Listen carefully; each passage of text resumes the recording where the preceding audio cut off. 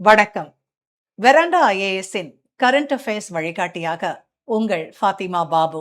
இந்த வீடியோல வரப்போற 2026 டிஎன்பிஎஸ்சி குரூப் 1 எக்ஸாம்ல கண்டிப்பா கேட்கறதுக்கு சான்ஸ் இருக்கிற முக்கியமான சில நியூஸை ப்ரீவியஸ் இயர் கொஸ்டின் அனாலிசிஸோட பார்க்க போறோம். வாங்க பார்க்கலாம். நியூஸ் 1. சுதந்திரமின்மை, அரசியல் தலையீடு மற்றும் மனித உரிமைகள் பிரச்சனைகளை மோசமாக கையாள்வது குறித்த கவலைகள் காரணமாக global alliance of national human rights institutions, அதாவது தேசிய மனித உரிமைகள் நிறுவனங்களின் உலகளாவிய கூட்டணி இந்தியாவின் தேசிய மனித உரிமைகள் ஆணையத்தை ஏப்ரல் 2025 ஏயிலிருந்து பி அந்தஸ்தாக தரமிறக்கியது. Downgraded from A to B status. இது ஏப்ரல் 2026 முதல் நடைமுறைப்படுத்தப்படுகிறது. அதன் காரணமாக மார்ச் 11 அன்று தமிழ் ஹிந்து இது தொடர்பாக எடிட்டோரியல் வெளியிட்டிருக்காங்க. இந்த எடிட்டோரியல் டிஎன்பிஎஸ்சி குரூப் 1 எக்ஸாமுக்கு வெரி இம்பார்ட்டன்ட். ஸோ அது தொடர்பான அனாலிசிஸை தான் இப்போ நாம பார்க்க போறோம். அதுக்கு முன்னாடி இந்த டாபிக்கோட டிஎன்பிஎஸ்சி குரூப் 1 சிலபஸ் ரிலவன்ஸ் என்னன்னு தெரிஞ்சுப்போம். இந்த டாபிக் ப்ரிலிம்ஸ்ல யூனிட் 4 பாலிட்டியில கவர் ஆகும். குரூப் 1 மெயின்ஸ்ல ஜிஎஸ் ஃபர்ஸ்ட் பேப்பரோட யூனிட் 2 சோஷியல் இஷ்யூலையும் ஜிஎஸ் செகண்ட் பேப்பரோட யூனிட் 1 பாலிட்டியிலையும் கவர் ஆகும். டிஎன்பிஎஸ்சி மெயின்ஸ்ல இதே எடிட்டோரியலை அனாலிட்டிக்கல் கொஸ்டினா கேட்கறதுக்கு வாய்ப்பு அதிகம். இப்போ அனாலிசிஸை பார்க்கலாம் வாங்க. இந்த எடிட்டோரியல்ல முக்கியமா பேசப்பட்ட விஷயம் தேசிய மனித உரிமை ஆணையத்தின் செயல்திறன். எடிட்டோரியல்ல ஒரு முக்கியமான கேள்வி எழுப்பப்பட்டிருக்கு. இந்தியாவில் மனித உரிமைகள் பாதுகாப்பு அமைப்புகள் இருக்கின்றன, ஆனால் அவை உண்மையில் எவ்வளவு வலுவாக செயல்படுகின்றன? கடைசி சில ஆண்டுகளில் பல சம்பவங்கள் நடந்துள்ளன. காவல்துறை விசாரணையின் போது மரணம், கஸ்டோடியல் டெத், பழங்குடியினர் நில உரிமை பிரச்சனைகள், சிறைச்சாலைகளில் மனித உரிமை மீறல்கள், ஹியூமன் ரைட் வயலேஷன் இன் ஜெயில்ஸ், பெண்கள் மற்றும் சிறுபான்மை மக்களுக்கு எதிரான வன்முறை, violence against women and minorities. இந்த சம்பவங்களில் NHRC விசாரணை செய்தாலும் அதன் பரிந்துரைகள் கட்டாயமாக அமல்படுத்தப்படவில்லை என்று விமர்சனம் உள்ளது. அதனால எடிட்டோரியல்ல ஒரு முக்கியமான கருத்து சொல்லப்படுது. NHRCக்கு அதிக அதிகாரம் கொடுக்க வேண்டும். இந்த விஷயம் தற்போது நிர்வாக பொறுப்புணர்வு, அக்கவுண்டபிலிட்டி மற்றும் ஜனநாயக பாதுகாப்பு என்ற கோணத்தில் பேசப்படுகிறது. இப்போ மனித உரிமைகள் தொடர்பான அடிப்படை கருத்துக்கள், மனித உரிமை சட்டங்கள் மற்றும் தேசிய மனித உரிமை ஆணைய உருவாக்கம் தொடர்பான விஷயங்களை டீட்டெயில்டா பார்க்கலாம். ஒரு மனிதன் பிறந்த உடனே இயற்கையாவே கிடைக்கிற சில அடிப்படை உரிமைகள் இருக்கு. அவை வாழும் உரிமை, ரைட் டு லைஃப், சமத்துவ உரிமை, ரைட் டு ஈக்வாலிட்டி, சுதந்திர உரிமை, ரைட் டு ஃப்ரீடம். இந்த உரிமைகள் பாதுகாக்கப்பட வேண்டும். இவைதான் மனித உரிமைகள். உலகளாவிய பின்னணி பத்தி சொல்றேன், நோட் பண்ணிக்கோங்க.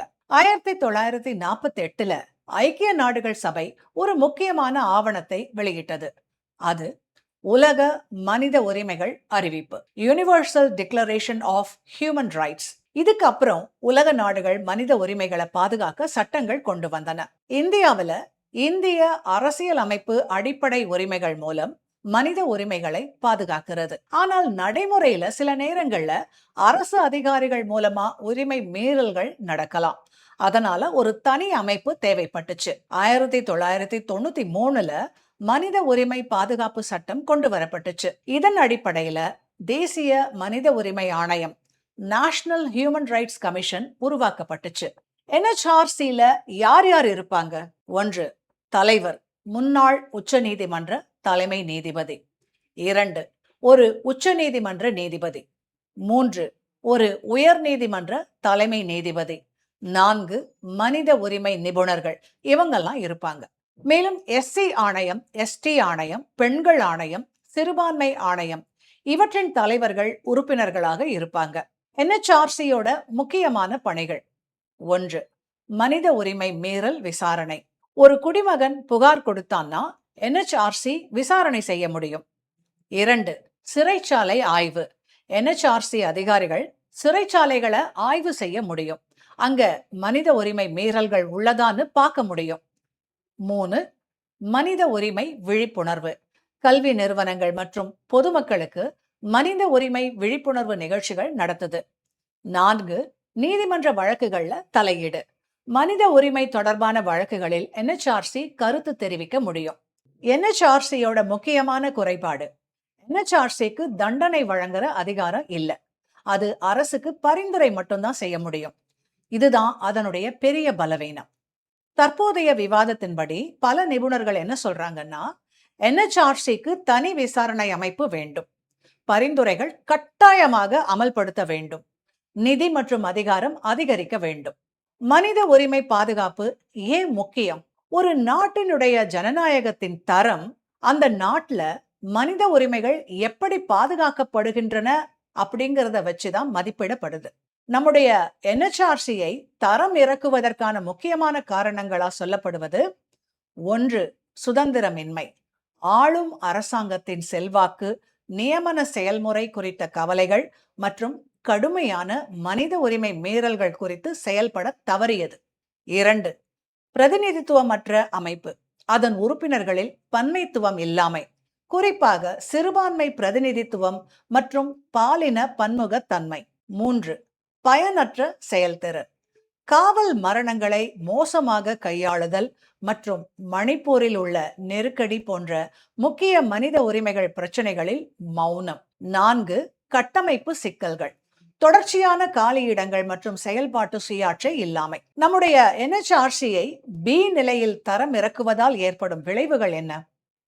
1, வாக்களிக்கும் உரிமைகளை இழத்தல். NHRC ஐநா மனித உரிமைகள் கவுன்சில், அதன் துணை அமைப்புகள் அல்லது சர்வதேச பிராந்திய நெட்வொர்க்குகள்ல பங்கேற்க முடியாது. சர்வதேச நிலை மனித உரிமைகளை நிலைநிறுத்துவதில் இந்தியாவின் நற்பெயரில் ஏற்பட்டுள்ள சரிவை இந்த தரம் இறக்குதல் பிரதிபலிக்குது. இது வங்காளதேசம் மற்றும் லிபியா மாதிரியான நாடுகளுடன் ஒரு பிரிவில் வைக்கிறது. அதாவது இந்த நாடுகளுக்கு சமமா இந்தியாவை வைக்குது. இந்த முடிவுக்கு எதிரா இந்திய அரசாங்கம் மேல்முறையீடு செஞ்ச போதிலும் 2025ஆம் ஆண்டின் பிற்பகுதியில் தரம் இறக்குதல் உறுதி செய்யப்பட்டது. சரி, இந்த டாபிக்ல இருந்து TNPSC குரூப் 1ல எப்படி கேள்விகள் வரலாம்? ப்ரீவியஸ் இயர் கொஸ்டின் அனாலிசிஸ பார்க்கலாம். இந்த கொஸ்டினை பாருங்க. குரூப் 1 பிரிலிம்ஸ்ல கேட்டது. ரொம்ப சிம்பிளா ஹியூமன் ரைட்ஸ் கமிஷன் ஃபார்மேஷன்ல இருந்து சிம்பிளா கேட்டிருக்காங்க. தென் இந்த கொஸ்டின்ஸ் பாருங்க. Human rights act and UDHR act பத்தியும் கொஸ்டின்ஸ் கேட்டிருக்காங்க. ஸோ ரொம்ப இம்பார்ட்டன்டான டாபிக் இது. நல்லா படிங்க. இந்த காணொளி உங்களுக்கு பயனுள்ளதா அமைஞ்சிருக்கும்னு நம்புறேன். இந்த காணொளி உங்களுக்கு பிடிச்சிருந்தா லைக் பண்ணுங்க, கமெண்ட்ஸ் பண்ணுங்க.